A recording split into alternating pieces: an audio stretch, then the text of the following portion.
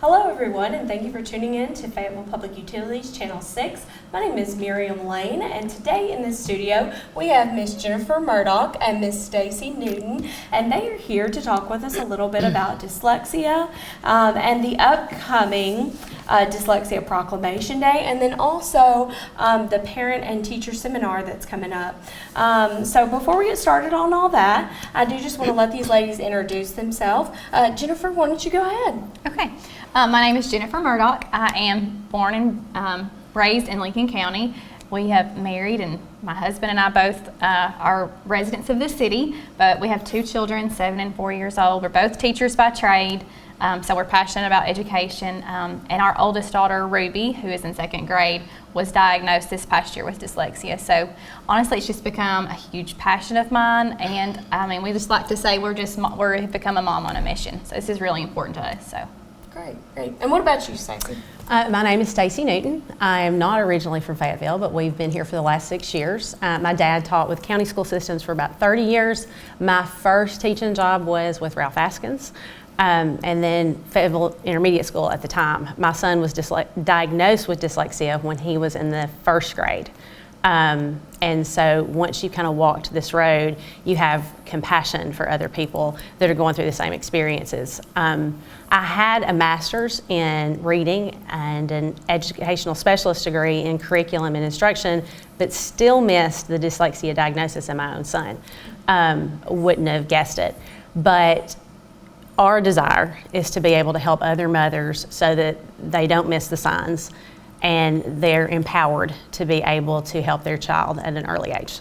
Absolutely. Well, tell us a little bit about dyslexia for those people at home who may not know. What is dyslexia? Okay, dyslexia is a learning disability. It's neurobiological in origin, but in layman's terms, it's really just a child that has difficulty learning how to read in spite of the fact that they are otherwise intelligent and do well in everything else. It assumes that they've had good classroom instruction and that they're performing well in other areas, but reading continues to be a difficulty. And it's usually a breakdown in phonological processes. It makes spelling difficult, decoding words are difficult, speaking, just even the spoken word is difficult to process for these children. So it affects every area of communication. Okay. How common is dyslexia? Well, actually, it's to be said that dyslexia affects 20% of our population. So, that quantifies into a classroom of 20 students. You could assume that 4 students in your class of 20 are going to have characteristics of dyslexia.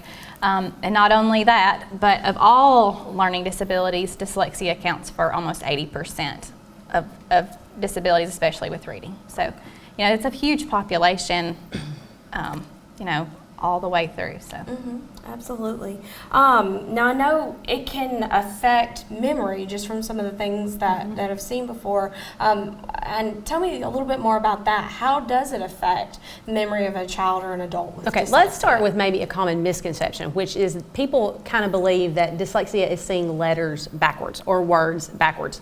So it's a much bigger problem than that. It's not this reversal of letters at all, although dyslexic kids tend to do that. You're going to notice these kids, perhaps you would give your child instructions at night, go upstairs, brush your teeth, put on your pajamas and get into bed. You might have a kid that turns around after going up 3 steps and says, "What did you say?" They don't remember multi-step directions, so that kind of thing is very difficult. These are also kids that forget to put periods at the end of sentences. They forget to put capital letters at the beginning.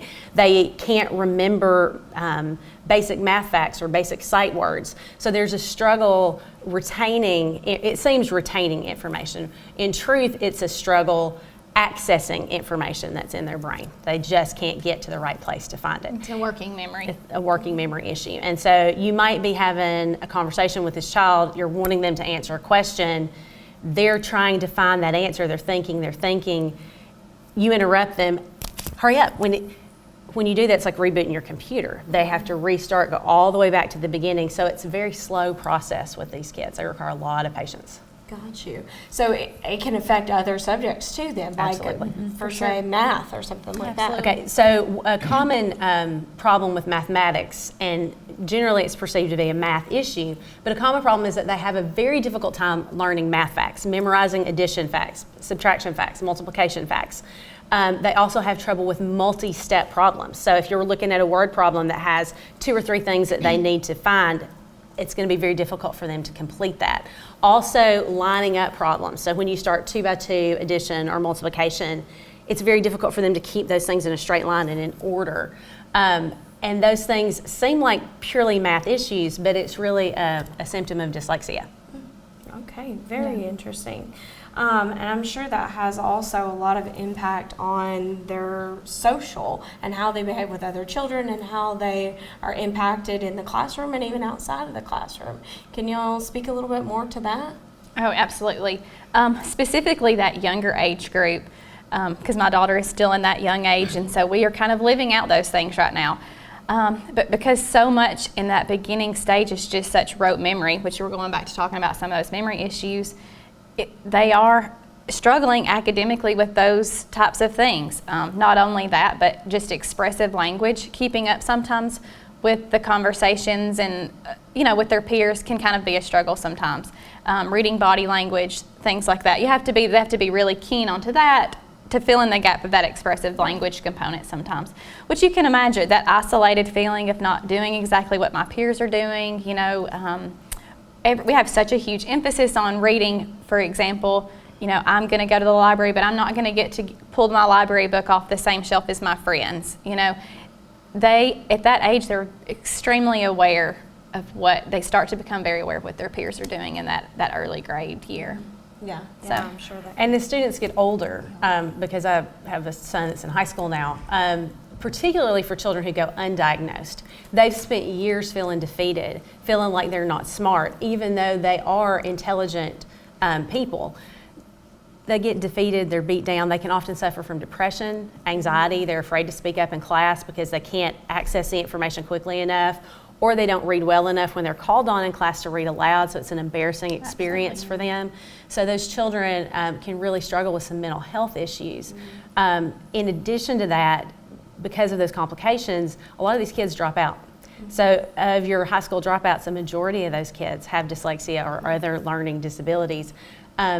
And also, studies show that up to 50% of our prison population is dyslexic learners. Wow. Nationwide, which was an astounding number, I think, I think you'll start to see more and more studies come out about that, but it's bizarre. Absolutely. Yeah. That is a number that I was not aware of, and that's definitely a large number. What are some of the clues for children that have dyslexia early on, maybe even before they get into school? Yeah, sure. So, some of those early clues that you might see, especially in the preschool years, is where you'll kind of start to see more of a structured environment where some of these things might start to show up, is you'll see common like nursery rhymes, recognition of letters, unable to recognize his or her own name. That with Ruby, that was one of the first things we started to realize. And I think it's so important to just trust your own parental mother's gut intuition to know sometimes. So yeah, those are and of course family history goes back. You just need, those are things you need to be aware of. And then going into kindergarten and first grade, while dyslexia is not necessarily a vision issue, picking up and being aware as they start to learn those reading skills, especially like talking about how the words are jumping around on the page or how does that look, those kind of things, those conversations. Sounding out simple words, B and D reversals, of course, are super common, which again, like we'll say, a reversal doesn't necessarily mean that you are or you're not. So that just is one of those indications that, just to be aware of, Right. Also, sloppy handwriting.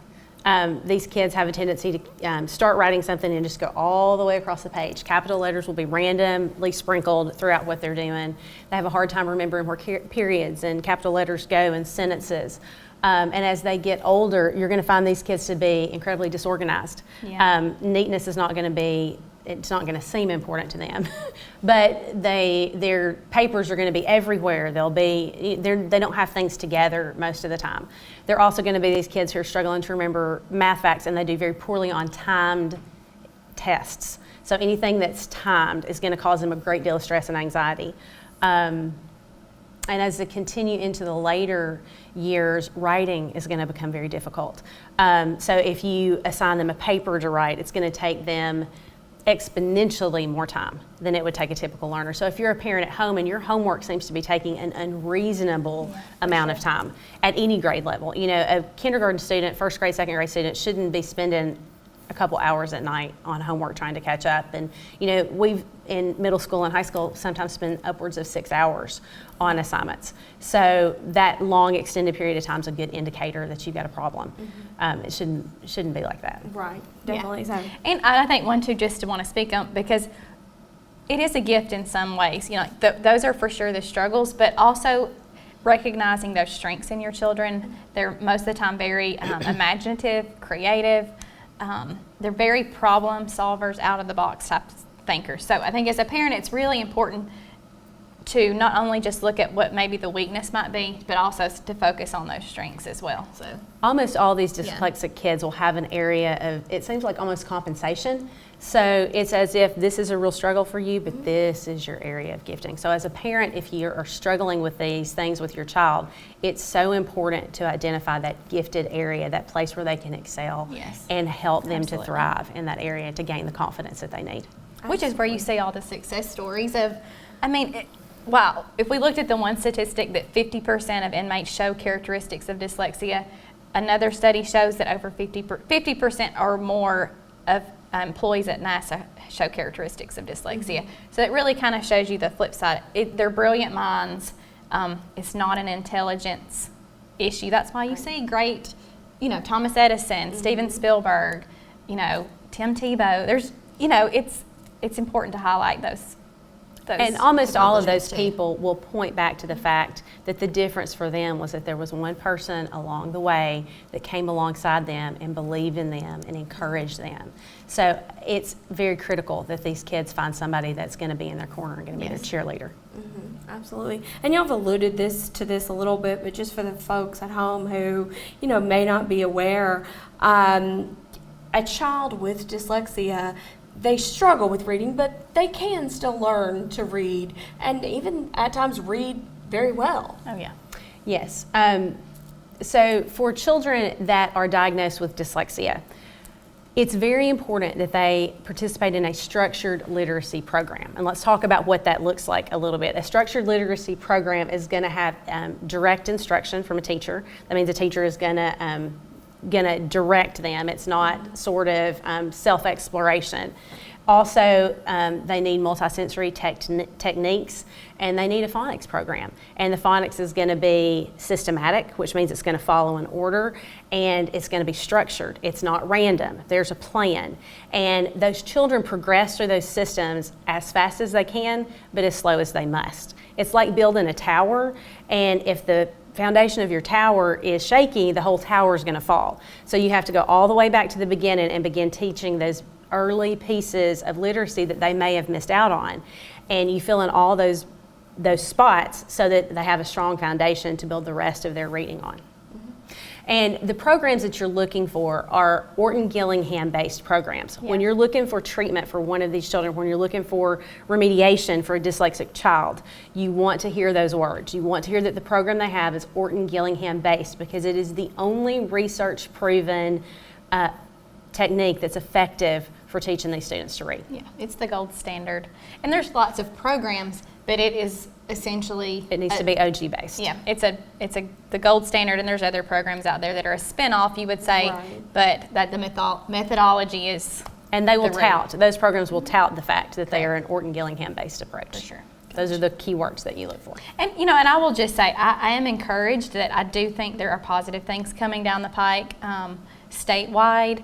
I just recently, last week, attended a Dyslexia Advisory Council meeting for the State Department of Education, and I was just a spectator, and I was so encouraged to just hear the dialogue around what the state is deeming important and how that is going to filter into the classrooms. And I know Lincoln County, Stacie helped, was it last year, 2 years ago? It's been a long time. 3 or 4 years, I think. 3 or 4, okay. So anyway, I mean, I think it is something that the school systems are recognizing of its importance. Stacie helped with an Orton-Gillingham training a couple of years ago. I know the city school system has had some teachers trained over the summer. So, you know, it's a progression And we County still brought in another OG trainer last summer to work with the interventionists. Yeah, so it's encouraging. We still have a lot of work to do, but I hope that we are moving, and we're excited that we're probably, hopefully, moving in the right direction. Yeah, So- absolutely. If there is a parent who thinks that their child may have dyslexia or another learning disability, what are some of the steps that they can take? What kind of support is available for them? And just any information you can share for anybody who may be watching and, Sure. and noticing some of these things going on with their child. Well, I think first and foremost, what I want to empower you as parents is most certainly to always trust your God-given gut instincts. It's your child. No one else in the entire world will advocate for your child like you will. So that's my first and foremost, before anything else, is just to trust your own guts and go with that. And then, of course, I mean, obviously you would want to be very open and upfront with your child's teacher and, good communication with your school. And then, of course, outside of that, the International Dyslexia Association has a Tennessee chapter, and it's a wealth of knowledge. Frankly, online, there's lots of resources if you just kind of take the initiative to dive in and to look. Of course, MTSU Center for Dyslexia has been very well established as being a great resource for the Middle Tennessee area. And as of late, we have started this grassroots parent support group. We're very excited. It started out with a couple of moms who had lunch, and we're just kind of able to share our struggles and our success and things that we were kind of experiencing. Because I will say, going back to that emotional component, not only is it extremely emotional for the child, but as the caregiver and the parent, it can be an extremely emotional process to go through as well. So it's extremely important to have that support group. And so as it goes by, we are continuing to double, triple the amount of people. We have parents reach out to us almost weekly, and we're just so encouraged by that because, like I said, you can tell we're extremely passionate. So we will provide our email address is mid10dyslexia, which is MIDTENN dyslexia@gmail.com. And if we are just an open book. We're happy to help and be a place to help connect you to some resources and just hold your hand and kind of be that support for you. So. And if as a parent you're concerned, we want to encourage you to go ahead and seek help earlier rather than later, because the best intervention occurs when you start early. Absolutely, yeah. What is some of the earliest ages that people start to notice dyslexia in their children? Oh, well, it's Pandora's box. Well, like I said, those warning signs are there even in the preschool years. Mm-hmm. Now, let me just talk my own personal story. Those warning signs were there in preschool. Did I know what they were? No, and I'm a teacher by trade. Mm-hmm. Now, knowing what I know now, would I have approached it differently? Of course we would, and that's the point. We want to give parents that knowledge and empowerment to be mindful of those things, not to create panic, but to be mindful of those things. If you've got a child that comes out of first grade not reading at all, not reading fluently, the reading is usually marked by a lack of fluency, which means they're barking at a page. They're having to sound out every word. If you're still seeing those characteristics, and a first grade reader is not going to be incredibly fluent, but those kids are still going to be making errors in their reading where they mix the letters in the word, or they'll only use the first letter in a word and guess at the rest. Or they'll make meaning-based mistakes. So like the word might be dog and they might say puppy because they looked at the picture clue and that's what they substituted because it made sense. So when you continue to see signs and symptoms like that as early as first grade, go ahead and pursue that. Absolutely. Because if you don't do something different, nothing's going to change. Yeah, that's extremely, can't say that enough. And through our research, we've just looked, and of course we have statistics in our, on all of our research we've done. But one of the things that stood out to me the most is that by third grade, if there has been no intervention, a third grader, 74% of third graders, if they're reading on that level with no intervention, will still be reading on that same level, 9th grade and beyond. That is such a problem. Yeah. Reading, this is very common sense, but reading is the foundation to everything else. This is the potential to change the total trajectory of a child's life. It's just so much bigger, broad looking. And in those facts, like the prison facts, I mean, come full circle to just really implement how important this literacy piece is. And it's so easy for these kids to slip through the crack because they are otherwise incredibly intelligent. So it seems that if just a little more effort or just a little more time existed, that everything would work itself out. And that, in fact, is not the case for these children. Well, tell us a little bit about the upcoming dyslexia proclamation and about your upcoming parent and teacher seminar. Yeah, we are so excited. We have been working on this for months. The Dyslexia Proclamation Day is a joint effort between the city and the county. We're going to be working together on that with so gracious Mr. Newman. Mr. Woods and I have been wonderful. We will be meeting next Tuesday, October the 1st, which is also kicks off Dyslexia Awareness Month, which of course we're excited about. And the proclamation will be just to declare that October will be Dyslexia Awareness Month for our community, which is just another way just to promote awareness. So yeah, we're excited, and if you are a parent or a teacher or you have a child, we invite you to come. We would love for you to be able to be there with us that day. It's at 11:30 at City Hall. So yeah, we're excited about that. And then also the seminar coming up, which as you see behind us, is October the 15th. So it's a couple of weeks later, and that is going to be at the Fayetteville Library from 6 o'clock to 8 o'clock. And we essentially are just hosting that. We basically are co-hosts. By invitation, we have asked Lori Arnett, which some of you watching this probably know her well. She is just a fantastic lady. So thankful for her. She was a Fayetteville resident, and no longer I think they live in Tullahoma now. So she has her own reading practice in Tullahoma, Middle Tennessee Reading Center. She's also vice president of her area for the Tennessee International Dyslexia Association. Just extremely knowledgeable. I could go on, but she is coming to do this presentation for parents and teachers. And she's going to be talking more about what is dyslexia, what are those signs, appropriate remediation. It's just another way. It's a huge resource. And it's also a night to get to connect with us. If you're there looking for some support locally, it's to network with other parents. You know, I think we've said time and time again, sometimes it feels like in a parent's role that parents can be working against the school and the child is in the middle sometime, and you get this push and pull kind of thing happen. But truly what we want is that we all have the child's best interest at heart. You know, you want what's best for your child. I truly believe the school wants what's best, and like we all just want to come together, you know, for the betterment, for literacy, you know. And we're excited. We have several teachers registered, and it's an exciting thing. So we hope that everybody's able to come. That's wonderful. And so tell people just a couple of things again. When is the event? Okay, our event is October the 15th. It's at 6 o'clock. At the Fayetteville Public Library. Okay. And then just one more time, how can people get in contact with you if they have questions or if they want to find out more about connecting with y'all's group and getting some support and things like that? Well, you can reach us with our email, and our email is mid10dyslexia, MIDTENN, dyslexia@gmail.com.